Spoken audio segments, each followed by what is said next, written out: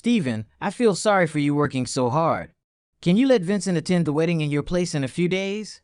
My girlfriend Laura looked at me with eyes full of concern. Baby, you're the one who's worried about me. I pinched her beautiful face and said to her with a loving gaze, I also have something to discuss with you. Just thinking about how painful childbirth is, I can't bear for you to suffer, so I decided to have your best friend Isabella help you with the pregnancy. Saying that, I handed her the pregnancy report. This is the report from the checkup I went with her to yesterday. The doctor said the baby is developing well. What? Laura's smile froze on her face as she took the pregnancy report. Is this for real? Her eyes reddened with tears as she yelled at me, the baby is already over 2 months along. When did this even happen? Probably around. At that moment, my phone rang. It was her best friend Isabella. After finishing the call, I grabbed my jacket and headed out the door. ISA wants something sour. I'll go check it out, I said, without looking back as I walked out of the house. Steven, you bastard, come back here. Laura screamed hysterically, a mouthful of blood splattering onto the pregnancy report on the ground. Chapter 1, The Redemption Through Reincarnation. I'm someone who crossed over into a book. This is a very melodramatic novel called To Fulfill the Promise with Her Ex. The wife had him attend the wedding in place of the groom. The plot is that old cliched story where the ex-boyfriend dumped the female protagonist for a wealthy woman. The female protagonist was devastated, but later, under the care and comfort of the male protagonist, she slowly recovered, and her family business also began to flourish. Gradually, she started to fall for the male protagonist, and they ended up together. Later, the female protagonist's ex was tired of being played by the rich old woman. He was left with nothing except for a bunch of diseases after being used for 3 years and was sent back to the country. On the day he returned to the country, the female protagonist threw the male protagonist into the heavy rain and went to pick up her ex from the airport, telling him she'd come back to meet him later. But that night, the female protagonist hosted a welcome dinner for her ex and completely forgot about the male protagonist. The male protagonist had to stay out in the rain all night and ended up with a cold and fever for several days. Another time, a heavy storm raged, with lightning and thunder, scaring both of them. As they were being intimate, the ex called, saying he was scared and asked the female protagonist to come keep him company. So, the female protagonist left the male protagonist behind and drove through the storm to meet her ex. In fact, the male protagonist was the one who was more frightened. He was the one who was scared of being alone, curled up in a corner of the bed, staring at the ceiling until morning. The male protagonist gave up on her because the female protagonist and her ex had a childhood promise that regardless of whether they were together or not, they would hold a wedding when they came of age. When she came back home after the wedding, she couldn't find the male protagonist anywhere. Then came the heartbreaking chase of the husband by the female protagonist. As the saying goes in the romance novels from various parallel worlds, late love is cheaper than grass. As a result, the male protagonist became heartbroken and never married, while the female protagonist went crazy with regret and lost her sanity. Meanwhile, the ex was completely fine with nothing happening to him. The ending was tragic, but now that I've arrived, it's time to have some fun. Chapter 2, Picking Up in the Heavy Rain. To be honest, I realized that crossing over into this world isn't so bad. The male protagonist's family has a company and money, and his girlfriend's conditions are similar, plus she's very pretty. No matter what happens later, for now, things are pretty good. Apart from being a little overly sentimental and having a not-so-great ending, the male protagonist's other qualities are top-notch. But I can change his overly sentimental nature. I'll enjoy the benefits from him, but as for the bitter love, let someone else deal with it, certainly not me. When I first arrived, I was living in harmony with Laura, happily cohabiting for over a year. At that time, Laura's ex, Vincent, came back. Today, Laura had made plans with her friends to go out for hot pot. The driver was taking me, Laura, and her friend Isabella. As soon as we stepped out, the rain started pouring down in buckets. At this moment, Laura's phone rang. I could see her body tense up visibly as she quickly dug out her phone from her bag, almost answering in a second. She deliberately lowered her voice, but her eagerness was obvious. Hello. I didn't hear what was said on the other end of the line, but I saw her eyes light up in an instant and a joyful excitement spread across her face like a girl who just received a surprise. Even her lips couldn't help but curve upward and her voice seemed to get sweeter by 8 degrees. Really? You're here? I know. It must be hard to get a cab in this weather. Don't move, just wait for me there. I'll come pick you up right now. After hanging up, she turned her head, her face full of guilt, her eyes darting around, not daring to look me in the eye. Steven, something urgent came up at the company. Manager Lou called. There's an emergency meeting that I need to handle right away. Look, the rain is so heavy, there isn't enough space in the car for all of us. How about you get out first? I'll finish this and come back to pick you up, okay? Pfft, I was drinking some water when I couldn't hold it in and accidentally sprayed her face. Good grief, I couldn't believe my eyes. How did the original person believe this nonsense for over a year? What she said on the phone had nothing to do with a meeting. And the car can't fit? Is this stretch limousine made of paper? Even if 3 more people came, there would still be plenty of space. Laura. Before I could speak, Isabella, who was sitting next to me, couldn't hold back any longer. She frowned, her tone clearly disapproving. It's raining like it's pouring from the sky. What are you thinking, letting Stephen get out in this weather? What if he catches a cold? And what company secrets can't involve him? Laura quickly pinched Isabella's long sexy leg under the table, giving her a sly look. She gestured wildly, as though afraid I wouldn't notice, and lowered her voice. See, company secrets. It's business related, Stephen wouldn't understand. Plus, I need to pick up an important client on the way. We really can't fit anyone else in the car. I sneered coldly in my heart but didn't expose her. All right, no problem, you all go ahead. No, wait, mind your own business. Just drop me off after you turn right at the next street, then go straight for 800 meters. I couldn't help but think, let's see who's the one playing around. While I was thinking this, the car stopped, and Laura glanced out the window. Fashion International KTV. Stephen, what are you doing here? Just avoiding the rain. No more talking, you guys drive slowly. I closed the door and quickly ran into the KTV. Miss, should we head to the company now? The driver's question snapped Laura out of her trance as she stared at the KTV entrance. Go to the airport. She absent-mindedly replied. As the car started moving, she furrowed her brows, still staring at the KTV. When did Stephen start going to places like this? I never allowed him to come to such venues. Even if he did, he had to be with me. The girls in there are all. Hey. Her friend Isabella slapped her shoulder. What are you staring at? You look like your soul's been sucked out. Nothing, just book a good hotel. After we pick up Vincent, we'll go straight there to welcome him. Got it. We'll go to the Cantonese restaurant we usually go to. Okay. Chapter 3, The Turmoil. As I rushed into the KTV, the deafening music and dazzling, mesmerizing lights instantly enveloped me, banishing the chill from outside. The timid, submissive memories of the original owner, who was so tightly controlled by Laura that she didn't even know which way the KTV door faced, made me feel a bit unfamiliar with this place. But that didn't stop me from enjoying this rare freedom and indulgence. Good evening, sir. How many people are with you? The server, dressed in a crisp vest, greeted me enthusiastically. 1 person. Please give me the VIP room. Certainly, sir. This way, please. Once inside the private room, a handsome, cheerful server came in to help with ordering songs and pouring drinks. Sir, here's your fruit platter. Enjoy. Would you like help picking songs? What kind of style do you prefer? Well, we don't need to worry about that right now. I waved my hand generously and said with a carefree attitude, first, get me the best girls you've got. Let's get this party started. Savoring the sweet fruit and enjoying the high-energy music that filled the room, I reclined on the comfortable sofa, my mood soaring with joy. Forget the melodramatic plot. Forget the unforgettable lover. I'm going to enjoy life right now. Meanwhile, Laura's car successfully picked up Vincent at the airport. He was wearing all designer clothes, though his shabby appearance couldn't be hidden. His expression was calculating, and there was a hint of ambition in his eyes. As soon as Vincent got into the car, he started his performance, his gaze seemingly glued to Laura. Laura, it's been a long time. You look even more beautiful. His eyes were deep with a nostalgic warmth and a trace of subtle greed as his gaze swept across the luxurious interior of the car. Thank you, you look good too. Laura responded politely, but her eyes kept glancing at her phone, her mind elsewhere. The image of me rushing into the KTV kept flashing uncontrollably in her mind. The welcome dinner was set at a high-end private Cantonese restaurant with a private room reserved. In addition to Isabella, there were several mutual friends of theirs. Vincent was clearly the center of attention tonight. He went all out with his performance, recounting nostalgic memories, giving deep, lingering glances, and throwing in subtle, ambiguous hints in his words. He was executing his tactics smoothly. Do you remember when we were kids?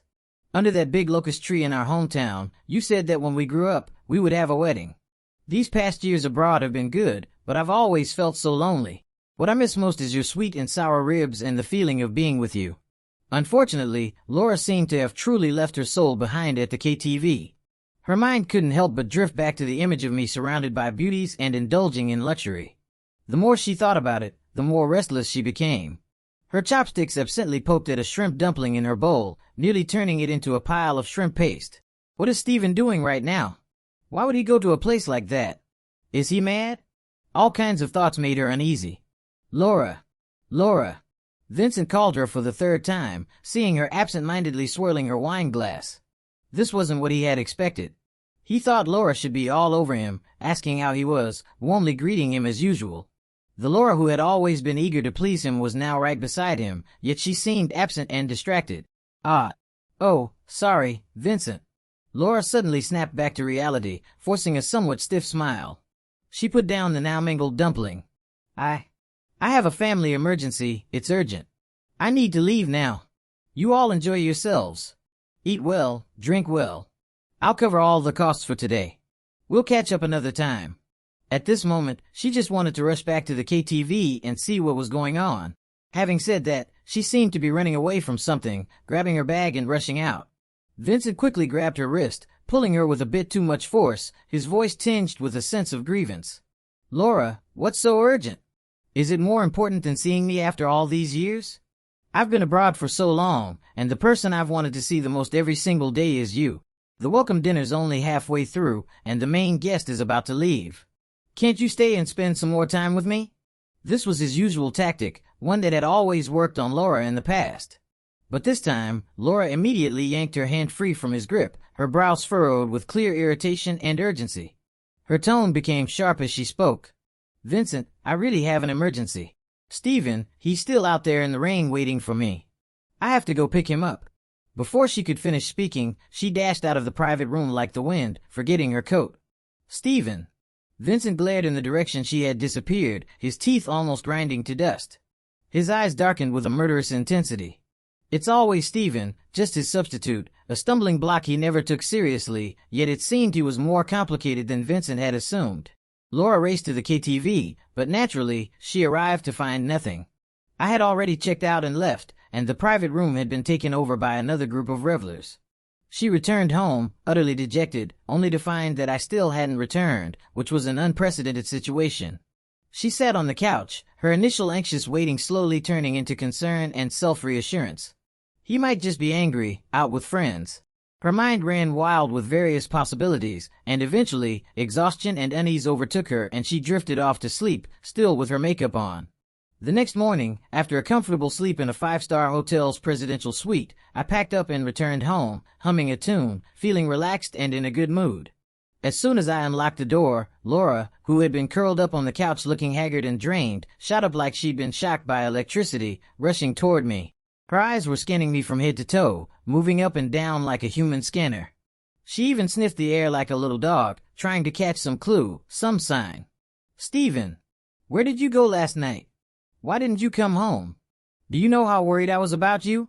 I couldn't get a hold of you. Her tone was questioning, but more than that, it was filled with an overwhelming sense of anxiety and panic. Her eyes were red-rimmed. I leisurely pulled out my phone, unlocked it, opened WeChat Moments, and found a post from Isabella from last night. I showed it to her. It was the lively collage photo of their dinner with Vincent sitting in the main seat, grinning triumphantly. Laura was sitting beside him, though somewhat distracted, she still appeared cordial in the photo. Didn't you say you had an urgent company matter last night? Was it really just about picking up this important client to welcome him? My tone was calm, but it carried an undeniable weight. Seems like this client is quite important enough for you to leave your fiancé out in the rain all night. My eyes remained calm, but Laura felt an unprecedented pressure, something she couldn't escape. Her face turned pale instantly, her lips trembling as she hurried to explain, her words jumbled and incoherent. Steven, listen, let me explain. It's not what you think. It's just that Vincent, he just got back, and he's unfamiliar with the place, plus the rain was so heavy, he couldn't get a cab. I meant to go straight to you after dropping him off, but his friends insisted on having a welcome dinner. I couldn't get away from them. I did go to KTV to find you, really, but you weren't there. Her explanation was weak and flimsy, even she could hear how full of holes it was. I waved my hand, uninterested in hearing her half-hearted explanation, grabbed my things, and headed out for work. Over the next few days, Laura became much more obedient, coming home on time. She spoke and acted with a certain carefulness, almost as if trying to please me, hoping to make up for that night's mistakes. She even started cooking for me every day, something she'd never done before, although the results were barely edible. Unfortunately, the plot wasn't going to let her off so easily. With Vincent's constant barrage of calls, either he was feeling down and needed company, or he was facing some kind of trouble and needed help, or he was just inviting her to a social gathering, she couldn't resist. Under his persistent pressure, her guilt quickly faded, and she began coming home later and later, citing work or a friend needing company as the reason. As for me, I wasn't idle either. When she went out for friend gatherings, I went out for business events. We each did our own thing, keeping our distance, which was fine. Meanwhile, my connection with Isabella grew closer and closer as she repeatedly came to Laura's rescue. Chapter 4: Thunderstorm Passion. That night, the wind howled fiercely, rattling the windows, followed by flashes of lightning and thunder, with torrential rain pounding down like yellow beans. Sure enough, Vincent's special ringtone went off just as we were about to drift off to sleep after some exercise. Laura glanced at me and then answered the phone. "Laura, it's thundering. I'm really scared. I'm here all alone, and the house feels so empty. You know how much I hate this kind of weather. Can you come and keep me company?" Laura held the phone, a flash of hesitation crossing her face as she looked at me, almost asking for my permission.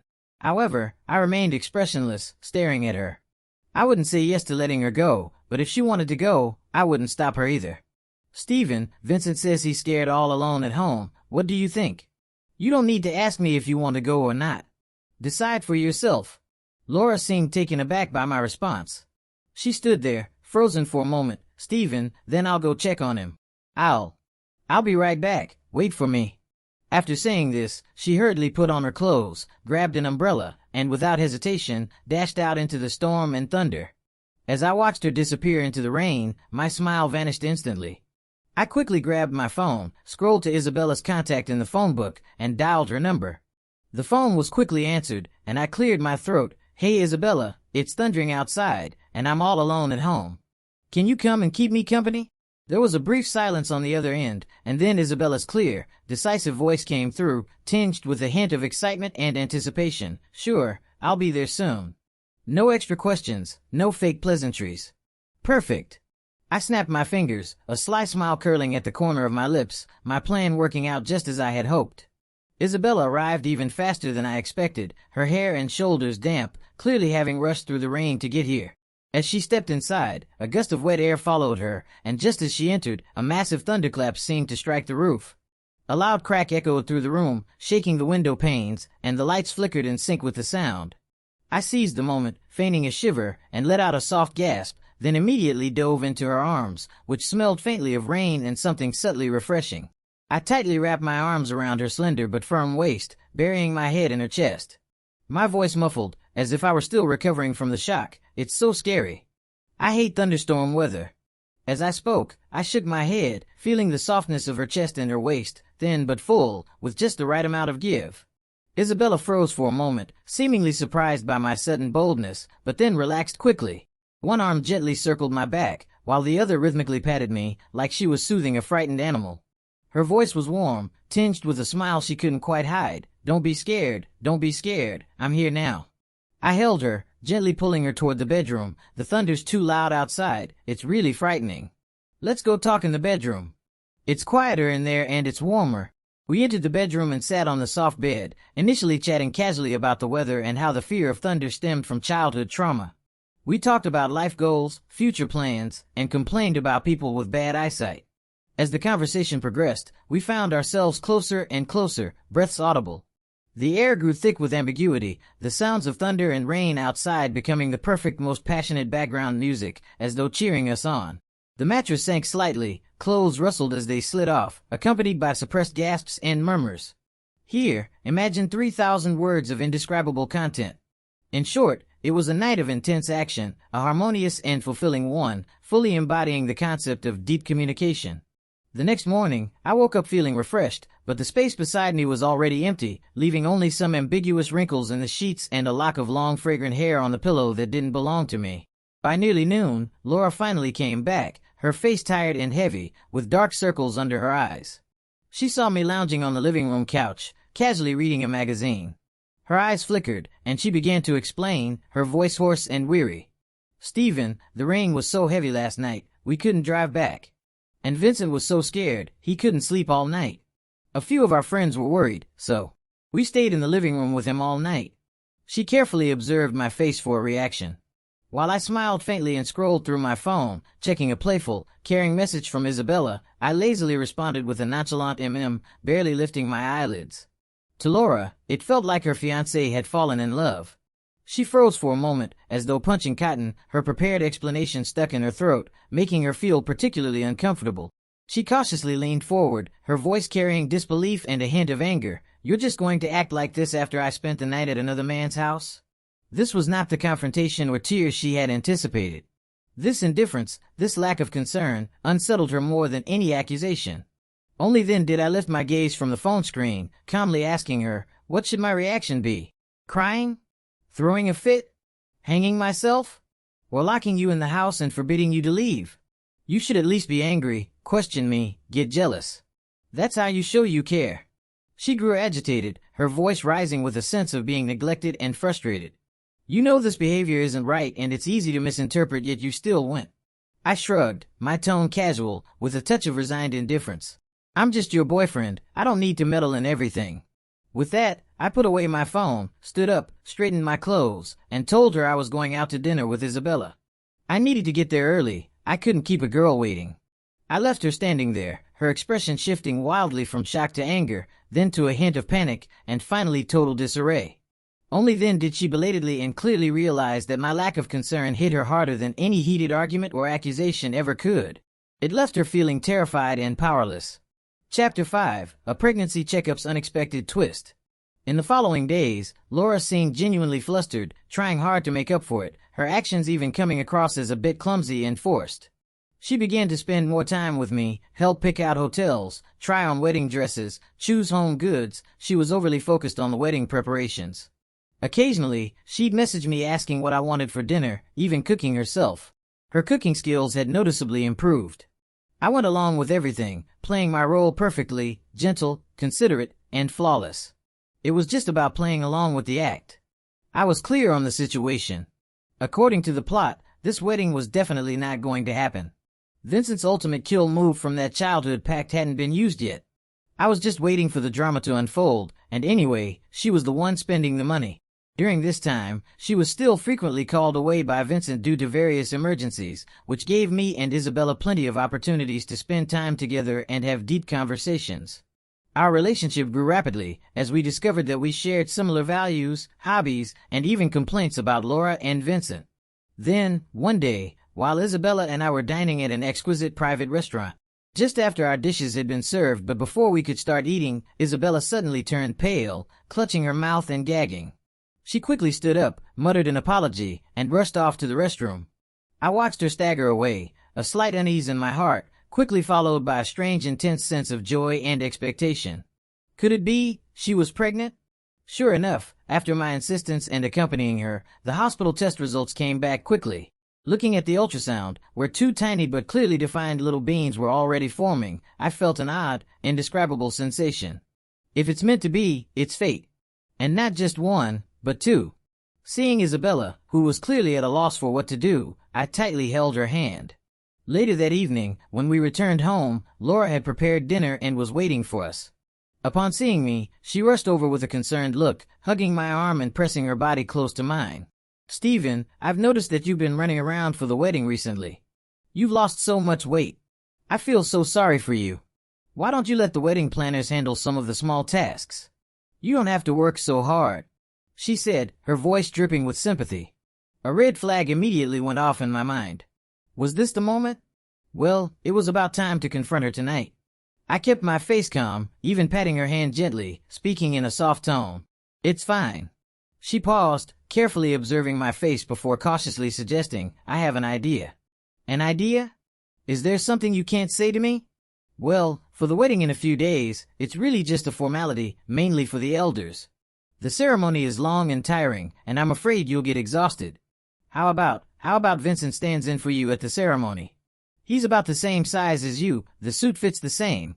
If he wears a tuxedo with a mask and sunglasses, no one will be able to tell from a distance.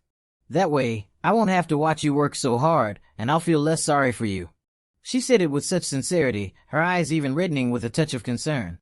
If it were for anything else, I might have been touched, but now, this was treating me like an idiot. She wanted to spare me the exhaustion of attending my own wedding. Fucking is even more exhausting. Should I let him take my place in that too? I silently complained a few times in my mind, but I didn't let it bother me. After all, she was just a girlfriend, and I never intended to marry her anyway. A smile, more exaggerated and filled with even more concern than hers, instantly spread across my face. I even reached out to affectionately pinch her cheek. "Sweetheart, I have to say, no one else could possibly care about me like you do. You always think of everything for me, and only you could come up with such thoughtful ideas." Seeing me smile so brightly, seemingly without any hint of displeasure, she immediately relaxed, her smile growing even sweeter.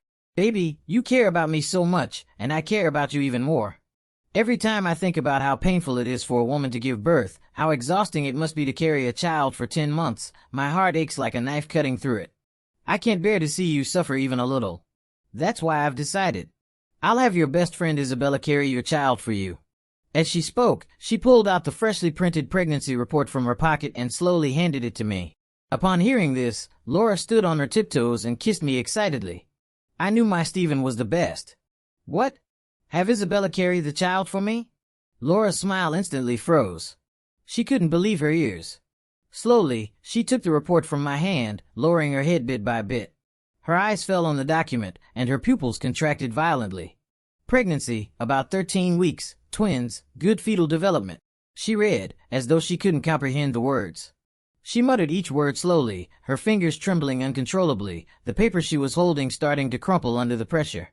After a few seconds of silence, she suddenly looked up, her eyes bloodshot, tears rushing out like a broken string of pearls. "This is real. The baby's over 2 months along. You too, when did this happen?" Huh? When? Right under my nose. Isabella, that slut, she seduced you." She suddenly crumpled the report into a ball and threw it violently on the ground. I scratched my head, feigning indifference. Let me think. It was probably the day it was storming.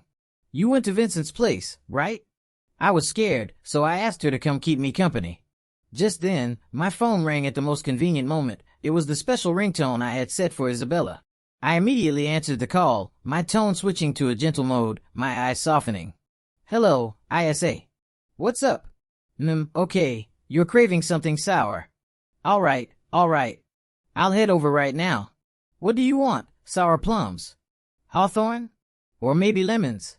Got it. I'll buy a bit of everything. You can choose. I'll be there soon."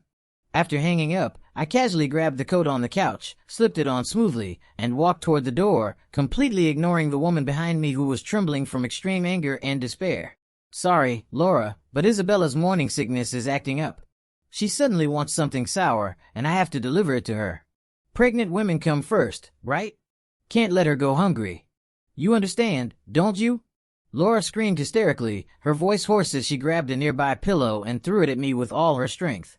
I didn't even look back. At this moment, all I could think about was getting some sour food. "Stephen, how could you do this to me? You didn't explain things to me properly. I'll never forgive you." With a final, desperate breath, Laura collapsed on the floor, spitting a mouthful of blood that splattered across the pregnancy report. Chapter 6, Relentless Entanglement. Afterward, things unfolded as expected. I packed my main belongings and moved into Isabella's place. In the following days, I was extra careful and considerate with Isabella, acting every bit the model husband and father. I attended every prenatal checkup without fail, recited all the pregnancy precautions, and constantly found ways to nourish her and soothe her occasional emotional swings due to hormonal changes. How could Laura possibly let it go? She first tried calling me relentlessly. After I blocked her, she found every possible channel to inquire about me, using all the connections at her disposal. Soon enough, she found out where Isabella and I were living, our high-end apartment in the city center. One morning, the doorbell rang incessantly, each ring louder and more urgent than the last. I quickly ran to the door, as Isabella had been especially irritable these past few days and couldn't bear the noise.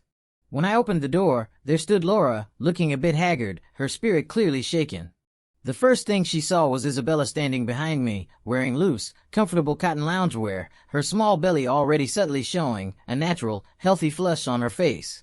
Isabella remained calm, knowing this moment would eventually come. In an instant, Laura's eyes filled with pure rage and hatred. Her gaze was so intense it seemed as though she wanted to tear Isabella apart with her bare hands. Isabella, I treated you so well as my best friend. I told you all my secrets, and you, behind my back, you seduced my boyfriend. You shameless bitch. She completely lost control, yelling like a madwoman, and lunged at Isabella, raising her hand to slap her. My eyes turned cold, and I reacted swiftly. I grabbed her raised wrist firmly and used a little force to push her back. She was already unsteady on her heels, and with her weakened state after everything, my push caused her to stumble and fall onto the ground. Her buttocks hit the cold floor tiles with a dull thud, and her bag flew far away, spilling its contents all over the place in a messy, embarrassing heap. She lifted her head, looking at me with an expression of shock and disbelief, as if I had done something unforgivable. Her voice trembled, filled with accusation and a cry of disbelief. Stephen, you pushed me for her? You've never even said a harsh word to me before. I stood in front of Isabella, steady and calm. She's pregnant, carrying my child. Of course I have to protect her and our baby from any harm. And what about me? What am I to you? I'm your fiancé, we're about to get married, and the invitations have already gone out. She sat on the floor, sobbing uncontrollably. Her makeup smeared, looking like a child throwing a tantrum for not getting candy. You? I raised an eyebrow, my voice laced with undisguised mockery and detachment. You're just my ex-girlfriend. Did you forget? The moment you left me out in a torrential downpour just to go meet Vincent at the airport, I decided I didn't need you anymore. As for the wedding, I saw her face turn pale at my words. Didn't you plan for Vincent to attend instead? No, that's not it. Stephen, listen to me. I love you. Nothing happened between Vincent and me. We're innocent. I've always loved you in my heart. She pleaded, struggling to get up again, reaching for me. But I sidestepped, avoiding her grasp. She missed, stumbling and almost falling again, only managing to steady herself by grabbing the wall, her voice a high-pitched wail. What happened between you two, whether innocent or not, no longer matters to me. I reached out and pulled Isabella close to me, wrapping my arm around her waist. I'm taking you upstairs. You need to stay calm and relaxed while pregnant. Then, I turned to Laura. Please leave. And don't come back again. If you keep harassing me, I won't hesitate to take legal action and sue you for harassment, I said, then turned my back and didn't look at her again. After that, it seemed like Laura fell into a terrifying obsession, as if she had lost her mind. She started a series of endless pursuits. She bombarded me with phone calls, blocked me outside my office building, waited by the gates of our neighborhood, and found all sorts of new ways to torment me. Her mental state was visibly deteriorating. But I remained resolute, rejecting her firmly, without any hesitation or ambiguity. The company instructed security to not allow her in, and the property management of the neighborhood was also notified. Her repeated appearances only made me more grateful that I had escaped that nightmare in time and made me feel even more protective of Isabella, who needed a quiet and peaceful environment to carry the baby. One day after work, as I was walking out of the parking lot, Vincent was standing right there, his face dark with anger, his eyes burning with fury and defiance. Stephen, we need to talk. He blocked my way, his tone harsh, as if he were the one in charge. I don't have time. I couldn't be bothered with him, trying to walk past. Laura won't talk to me anymore. She doesn't answer my calls. She blocked me on WeChat. When I go to see her, she just hits me and curses at me. She says it's all my fault, that I ruined her happiness. She believes this is all because of you. Why did you? Slap. I slapped him so hard he spun around in place, the force making my hand tingle. He wiped the blood from his mouth, looking at me in shock. You, how dare you? How dare I said, kicking him in the groin. He collapsed onto the ground, groaning in pain, trying to get up, but the excruciating pain in his lower body made him give up the effort. You went to her, and she hit you. As if I wouldn't do the same if you came to me. I stepped closer to him, my tone cold. Let me make it clear again. I don't care about your relationship with her. She's single now, and you still have a chance to pursue her. I gave him a disdainful glance, like he was just a piece of trash, then got into my car and drove off. I had no intention of playing matchmaker for them. After all, in the original story, after the male lead left, Laura and Vincent turned against each other and both ended up worse for wear. Let them deal with their own mess. I was busy enough running between work and home, and I didn't have time to waste on their nonsense. Later on, I heard bits and pieces of news about Laura through some mutual friends. It seemed that Vincent still hadn't given up, believing Laura was just angry and would come back to him once she cooled off, so he went after her again. The two of them had a wild chase on the highway, and in the end, their cars crashed into each other. Vincent died on the spot, while Laura's legs were trapped in the wreckage, suffering severe fractures. Though she survived after multiple surgeries, she would be confined to a wheelchair for the rest of her life. The once glamorous young lady from a wealthy family ended up with such a tragic fate, and it could only be seen as a painful price she paid for her own recklessness and blindness. Chapter 7: The Wedding of Happiness. Several months later, Isabella and I held our wedding on a bright, sunny day. The wedding wasn't held in an extravagant venue, but in an artistic manner that had been thoughtfully decorated to feel warm and romantic. Isabella wore a custom-made white lace wedding dress that perfectly highlighted her round, pregnant belly, which had visibly grown.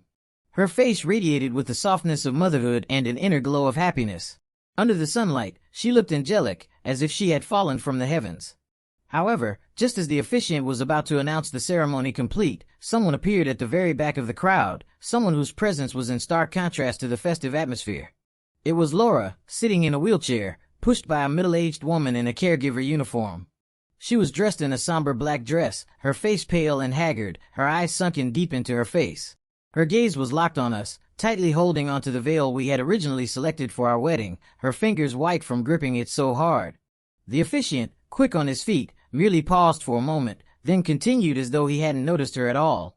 His smile grew even brighter as he raised his voice, full of joy and excitement. "Now, I declare, the wedding is complete. Groom, you may kiss your beautiful bride." To the sweet sounds of the wedding march and the guests' enthusiastic and lasting applause, I kissed Isabella deeply. As the kiss ended, I looked at Isabella. She was gazing up at me, her eyes filled with love and happiness that almost seemed to overflow. She gently caressed her round belly, where the fruit of our love was growing. I smiled too, tightly holding her hand. The late passion I had found, after waking up to reality and decisively cutting off the past, was worth more than anything. This happiness was priceless. As for the woman in the wheelchair, sorry, your script was torn up by you long ago. There was no role for you in my story anymore. Your part in this tale is now officially over. The future stage belongs to our family of 4.